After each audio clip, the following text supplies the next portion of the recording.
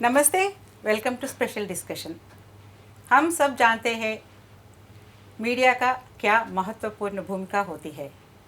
बहुजनों की दुख दर्द, उनके उपलब्धियाँ, उनके जीवन गति के बारे में आवाज़ उठाने के लिए और बहुजन मीडिया स्थापन करने के लिए सरकार का क्या अपेक्षाएं होती है, इन सब के बारे में जानकारी देने के लिए आज हमारे स्टूडियो में मौजूद है श्री राजकुमार मल्होत्रा, संपादक प्रभात पोस्ट, जयपुर, राजस्थान से। Welcome to our channel. नमस्ते पद्मा जी। नमस्ते। बहुत बहुत धन्यवाद। सबसे पहले तो मैं आपके इस चैनल को बहुत बधाई देना चाहता हूं कि जो आंध्र प्रदेश और तेलंगाना का लोकप्रिय चैनल है उसमें मुझे बुलाकर बात रखने का मौका दिया, इसके लिए बहुत बहुत धन्यवाद। आपको भी बहुत धन्यवाद। सर्वप्रथम हम हिंदी में आज आपसे चर्चा कर रहे हैं। मल्होत्रा जी, जी मैडम। आम लोगों के जीवन में मीडिया का क्या प्रभाव होता है, उसके बारे में हमको बोलिए। मीडिया हमेशा किसी एक वर्ग, किसी एक व्यक्ति या कम्युनिटी के बारे में ज़्यादा बोलती है।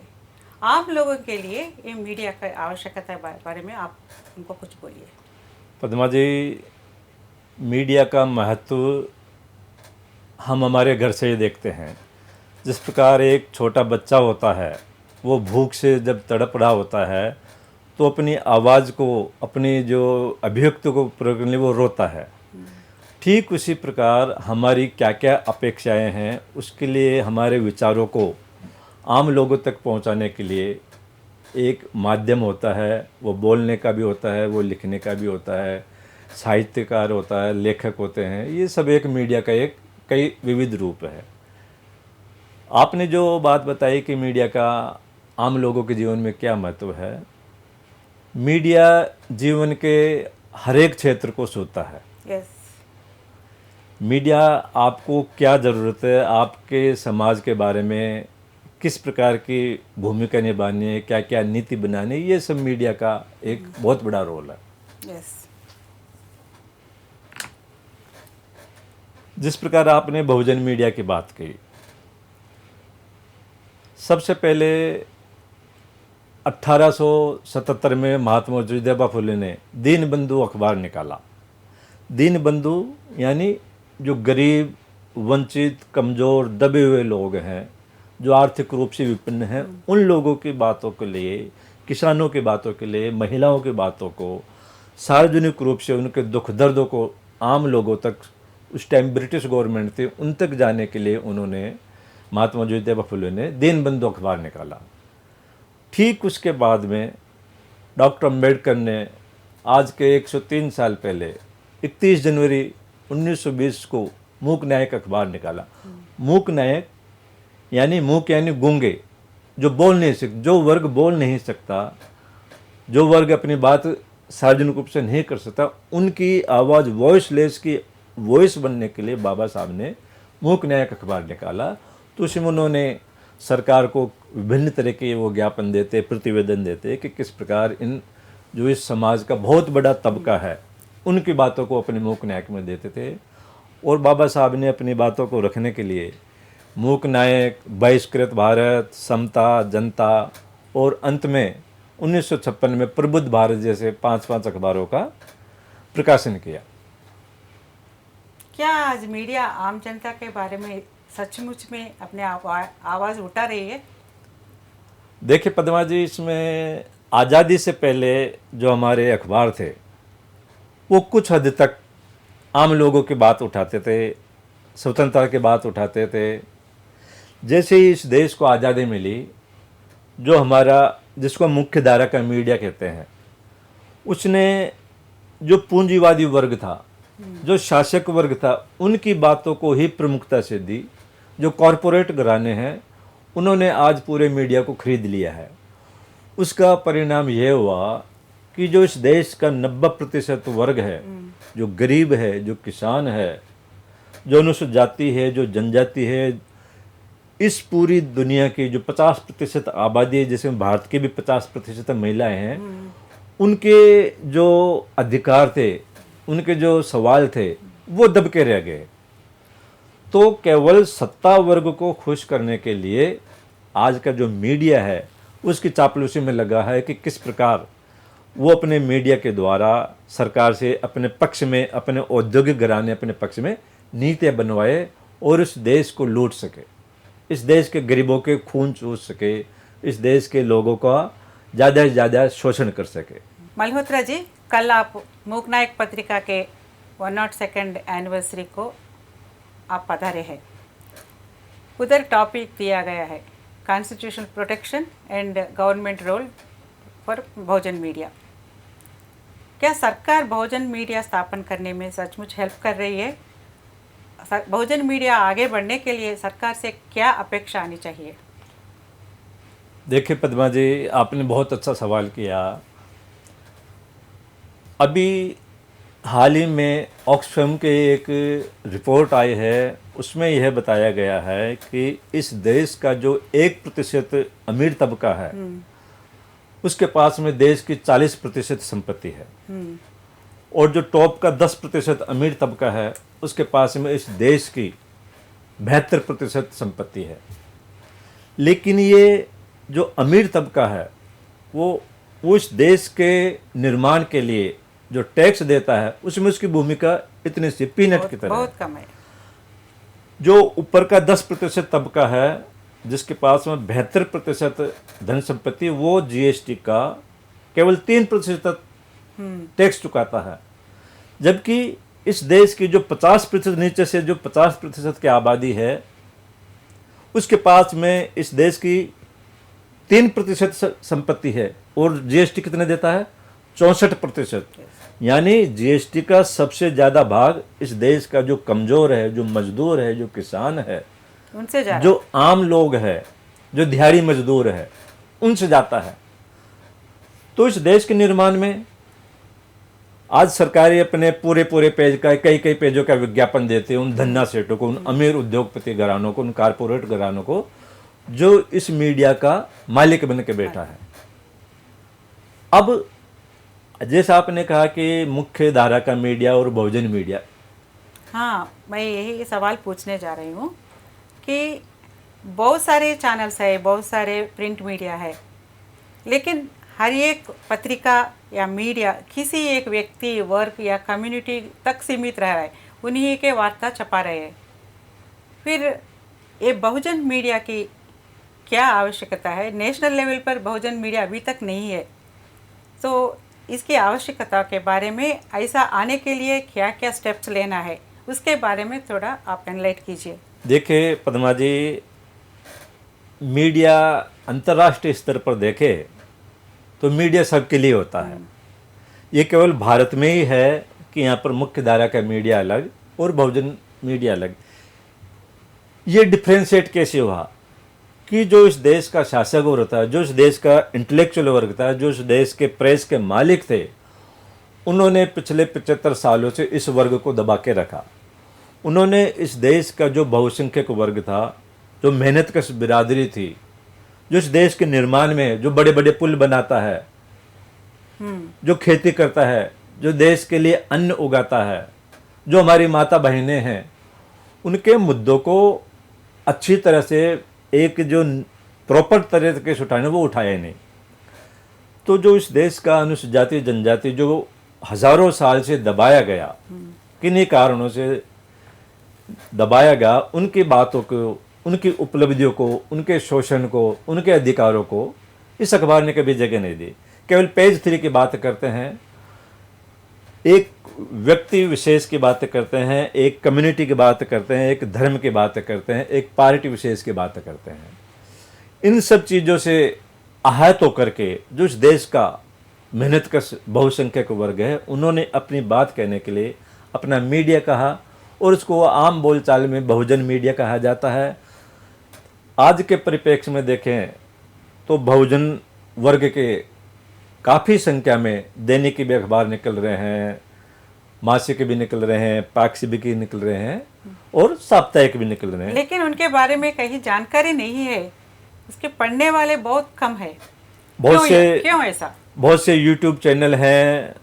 उसका जो मुख्य कारण है कि जितने भी जो औद्योगिक घराने हैं, जो बड़े बड़े मीडिया हाउस है, वो सरकार से अपने हिसाब से उन जो रूलिंग पार्टी है, चाहे वो केंद्र में हो चाहे वो राज्य सरकार में हो, उसकी वो चापलूसी में लगी हुई है। वो उसी वर्ग को, उसी पार्टी को वो आगे बढ़ाते हैं, उसी पार्टी की वो बात अपने अखबार में संपादकीय और किसी को उनको प्रमोट किया जाता है। आज के हालात में इस देश को अगर प्रबुद्ध भारत बनाना है, अंतर्राष्ट्रीय स्तर पर हमको एक अपने जो हमारे 135 करोड़ लोग हैं उनकी बात को विश्व मंच पर इकट्ठा करना है, मजबूत बनाना है, तो उसके लिए ज़रूरी है कि हमारे बहुजन मीडिया को हम समृद्ध करें। अब उसके लिए क्या है, लेकिन मेरे को हमेशा एक शंका रहती है कि क्या मेन मीडिया क्या होती है और बहुजन मीडिया क्या होती है। वो भी सेम न्यूज़ टेलीकास्ट करती है, ये भी सेम न्यूज़, उनका भी समाज में जो हो रहा है सेम होता है। सो व्हेन आप लोग ये सेम न्यूज़ छपा रहे हैं, सेम वार्ताएं दिखा रहे हैं, ये मेन मीडिया बहुजन मीडिया, ये फ़र्क क्यों? देखिए पद्मा जी, इसमें आपने बिल्कुल सही बात करी है कि वो न्यूज़, लेकिन क्या है जो इस वर्ग की, जो हमारे बहुजन महापुरुष हैं, महामाताएं हैं, हमारे वीर वीरांगनाएं हैं, नायक नायिकाएं हैं, हमारे खिलाड़ी हैं, जो अंतर्राष्ट्रीय स्तर पर या हमारे फिल्मों में हैं, हमारे लेखक हैं, साहित्यकार हैं, पत्रकार हैं, आम आदमी के साथ कहीं कोई एट्रोसिटी होती है, उसको जो मुख्य धारा का मीडिया है या तो देगा नहीं, और अगर देगा तो चौथी या पांचवें पेज में बिल्कुल 1-2 लाइन में देगा।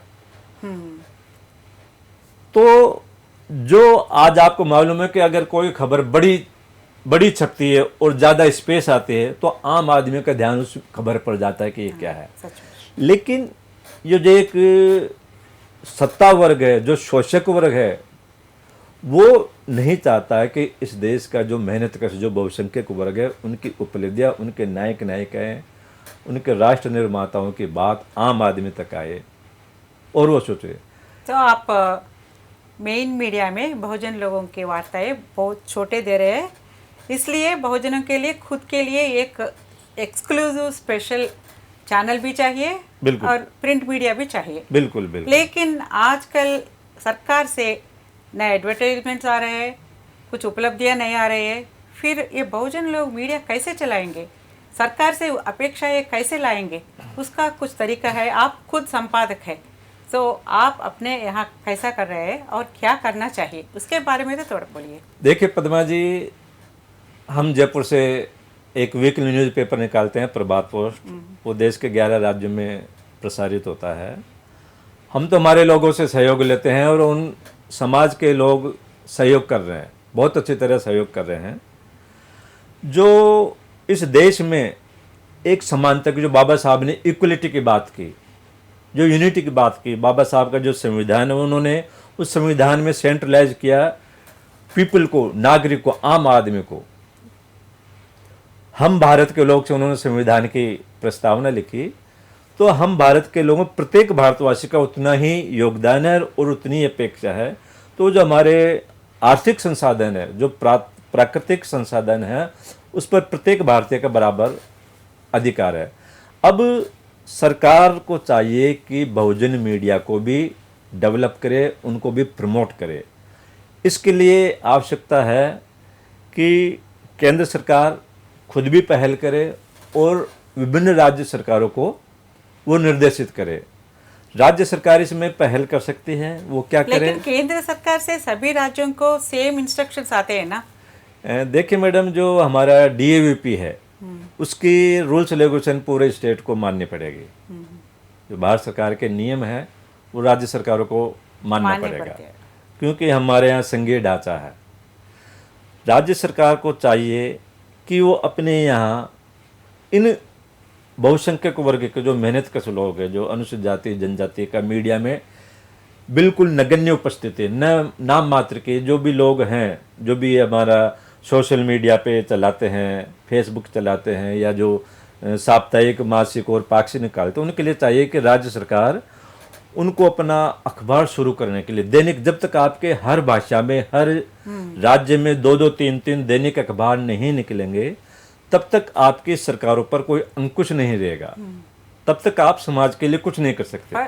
निकालने के लिए उनको तो सपोर्ट चाहिए ना, फाइनेंशियल सपोर्ट चाहिए, मोरल सपोर्ट उनके लिए चाहिए कि राज्य सरकार हर राज्य में अपने SC/ST के लोगों को अपना अखबार निकालने के लिए, मशीन खरीदने के लिए बिना ब्याज के लोन दे।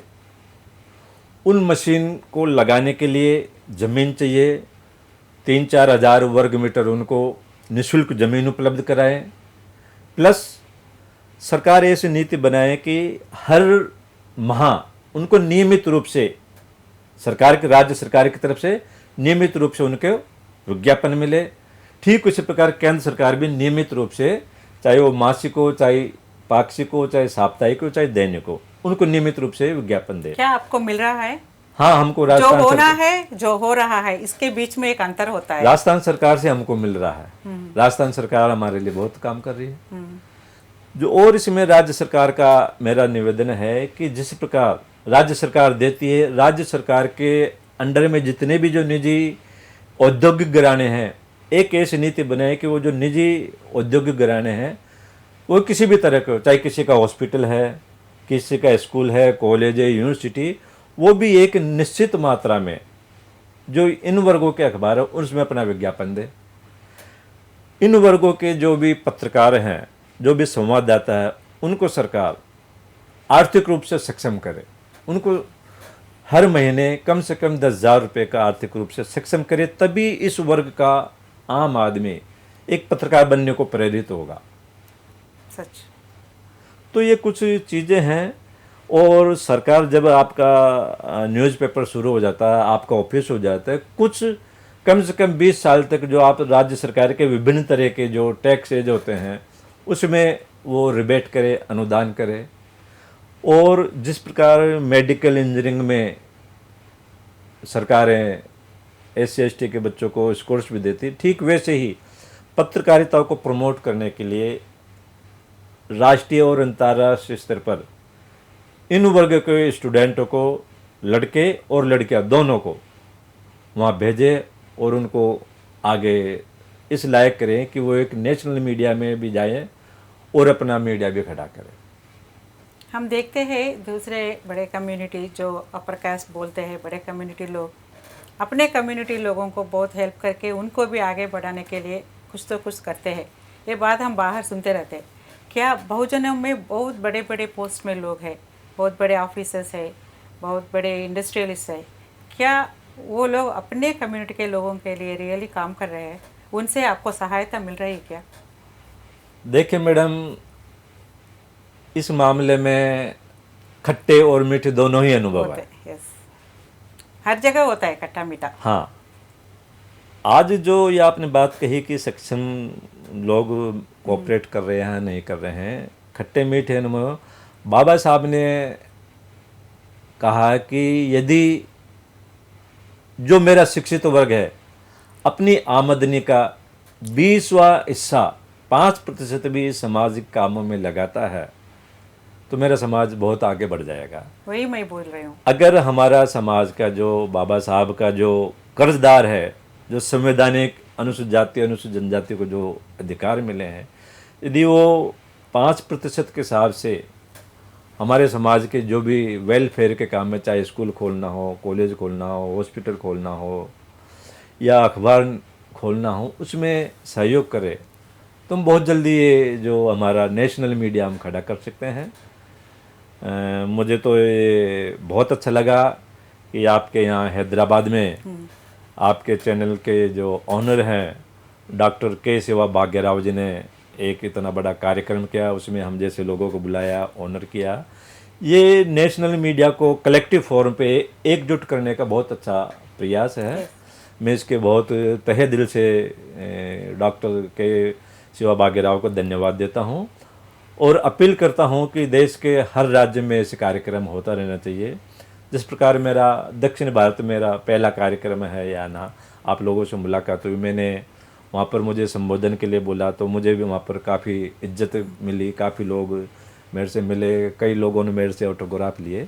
तो इस प्रकार का जो इंटरेक्शन होता रहना चाहिए। हम हमारे अनुभव बताएं, आप अपने अनुभव बताइए, तो ये बहुत अच्छा कार्यक्रम लगा। और साहित्य के बारे में भी एक बात पूछना चाह रही हूँ। बहुजनम में बहुत अच्छे अच्छे साहित्यकार हैं, बहुत अच्छे पुस्तक है, और इन साहित्यकारों को सरकार से क्या अपेक्षा आनी चाहिए, कौन सा एंकरेजमेंट आनी चाहिए? ये पद्मा जी आपने बहुत अच्छा सवाल पूछा साहित्य के बारे में। भारत में जो तथाकथित बुद्धिजीवी वर्ग है उन्होंने अपने आप को कुछ 2-3% लोग ही साहित्य के ठेकेदार को मान के बैठ गए। जो वो वर्ग लिखता है उसको सभी क्षेत्रों में मान्यता मिल जाती है। आप देखिए पूरी दुनिया में जब भी हमारे राष्ट्रपति या प्रधानमंत्री इस देश के बाहर जाते हैं तो तथागत गौतम बुद्ध का नाम लेते हैं। सबसे बड़े साहित्यकार हुए हैं तो तथागत गौतम हुए हैं। उन्होंने अपनी वाणी जो त्रिपिटक के नाम से जाना जाता है उसमें अपना पूरा जो 45 साल के जीवन काल में उन्होंने, जब उनको बुद्धत्व प्राप्त हुआ उसके बाद के 45 सालों में जो जो उन्होंने वाणियाँ बोली, जो जो उन्होंने उपदेश दिए, उनका एक संकलन है। उसके बाद में हमारे बहुत से साहित्यकार हुए, समाज सुधारक। उनमें संत कबीर है, संत रविदास है, महात्मा ज्योतिबा फुले है, आपके ईवी रामास्वामी परियार है, काशी राम जी हैं। ये बड़े दुख का विषय है कि जो फिर वही बात मीडिया पे आ जाती है कि जो मुख्य धारा का मीडिया है उन्होंने इस वर्ग के लेखकों को, इस वर्ग के साहित्यकारों को, पत्रकारों को कभी मुख्य धारा में नहीं लाया। जितने भी साहित्यिक पुरस्कार होते हैं, चाहे वो साहित्य अकादमी हो, चाहे भारतीय साहित्य अकादमी हो, चाहे नाटक अकादमी हो, हम देखेंगे कि 99% वो जो 2-3% वर्ग का है उन्हीं लोगों को सारे पुरस्कार मिलते हैं। वही राष्ट्रीय स्तर के कवि लेखक होते हैं। इसीलिए हमने पहली बार, मैडम आपको जानकर ये खुशी होगी कि प्रभात पोस्ट के माध्यम से हमने 2017 में बहुजन लिटरेचर फेस्टिवल का जयपुर में आयोजन किया, जिसमें करीब 17 राज्यों के लोग आए और बहुत अच्छा हेल्दी डिस्कशन हुआ। उसके बाद में 2019 में हमने दूसरा बहुजन लिटरेचर फेस्टिवल किया, उसमें करीब 22 राज्यों के लोग आए। और रिसेंटली हम मार्च में तीसरा बहुजन लिटरेचर फेस्टिवल करने जा रहे हैं जयपुर में। इस लिटरेचर फेस्टिवल की जो सबसे बड़ी खासियत ये है कि यहाँ पर अलग अलग जो समाज के वर्ग हैं, चाहे वो सफाई कर्मचारी हो, चाहे वो आदिवासी हो, चाहे महिलाएं हो, चाहे वो गुमंत वर्ग हो, सिनेमा में बहुजनों की भागीदारी हो, महिलाओं की भागीदारी, उन पर खुलकर डिस्कशन करते हैं। इसके साथ जितने भी जो प्रकाशन हाउस है, जितने भी जो साहित्य प्रकाशन हाउस है, उनके वहाँ पर जो एक पुस्तक मेला टाइप वहाँ पर उनके प्रदर्शन लगते हैं। आम दर्शक आता है, वहाँ से अपना लिटरेचर खरीदता है। और आपके माध्यम से, आपके इस चैनल के माध्यम से बताना चाहता हूँ कि कोई भी प्रकाशक अपने साहित्य वहाँ पर स्टॉल लगाता है तो हम उनसे किसी भी प्रकार का कोई फीस नहीं लेते। निःशुल्क उनका रहने खाने की भी सुविधा दी जाती है कि एक ही मंच पर हमारे वर्ग के लोगों को, आम लोगों को, इस देश के, जो भी इस देश की तरक्की चाहता है, जो भी इस देश में समानता चाहता है, जो भी इस देश को आगे बढ़ना चाहता है, समानता की बात करता है, वो वहाँ पर अपना इस देश का समृद्ध और गौरवशाली इतिहास खरीदे, हमारे महापुरुषों के बारे में पढ़े, इस देश का सच्चा साहित्य पढ़े। उनके लिए सारी चीज़ें उपलब्ध रहती है। बहुत अच्छा कार्यक्रम लिए हैं आप। अंत में मैं एक सवाल पूछना चाहती हूँ, नेशनल लेवल पर बहुजन मीडिया की क्या आवश्यकता है और इसको स्थापन करने के लिए सरकार से हम क्या चाहते हैं, कैसे पाना है? जिस प्रकार अभी हम देख रहे हैं, अभी करीब 15-16 दिन पहले सुप्रीम कोर्ट का एक आदेश आया, उसमें ये बोला कि जो देश का टीवी है उस देश में आपस में एक दूसरे वर्गों में नफरत फैला रहा है। जो मेन मीडिया है, जो जिनको सरकार लाखों करोड़ रुपए के विज्ञापन देती है, वो एक पार्टी विशेष को, एक धर्म विशेष को इंगित करके वहाँ पर उछल कूद करके वो करती है। तो क्योंकि वो एक रिलीजियन, एक पार्टी, एक कम्युनिटी, एक व्यक्ति के तक सीमित है। बिल्कुल बिल्कुल। तो इस देश में 135 करोड़ लोग हैं। बाबा साहब ने जो इस विविधता में एकता का हमारा जो भाव है, हमारी इतनी भाषाएं हैं, इतने धर्म है, इतनी संस्कृति है, इतने प्रदेश है, उन सबको एक करके कि इस संविधान के माध्यम से एक किया तो इस देश को और समृद्ध बनाना, प्रबुद्ध भारत बनाना है। तो इन लोगों की आवाज़ को, सरकार को मुखर करने के लिए, क्योंकि ये सरकार क्या कर रही है, बड़ी बड़ी मूर्तियां लगा रही है, हजारों करोड़ की मूर्तियां लगा रही है। उन हजारों करोड़ की मूर्तियों को बंद करके ये जो आम आदमी का, जो महिलाओं की बात करता है, जो किसानों की बात करता है, जो अनुसूचित जाति की बात करता है, जो अनुसूचित जनजाति की बात करता है, उन वर्गों के मीडिया को आगे लाए है, जिससे अंतर्राष्ट्रीय स्तर पर हम एक नई शक्ति, महाशक्ति के रूप में उभर कर आए और आम आदमी भी बेहिचक से कि ये मेरा भारत है। बहुत बहुत धन्यवाद मल्होत्रा जी। आज आप हमारे स्टूडियो में आकर बहुजन मीडिया की आवश्यकता और आपके राजस्थान में मीडिया कैसा है, तो और सरकार से क्या अपेक्षाएं आपको आ रही है, क्या आनी चाहिए, और बहुजन लोगों की जीवन गति बढ़ाने के लिए नेशनल लेवल पर बहुजन मीडिया की क्या आवश्यकता है, इन सब के बारे में अपने ऑडियंस को बहुत अच्छा जानकारी दी है। Thank you so much. नमस्ते। This is special discussion, keep watching.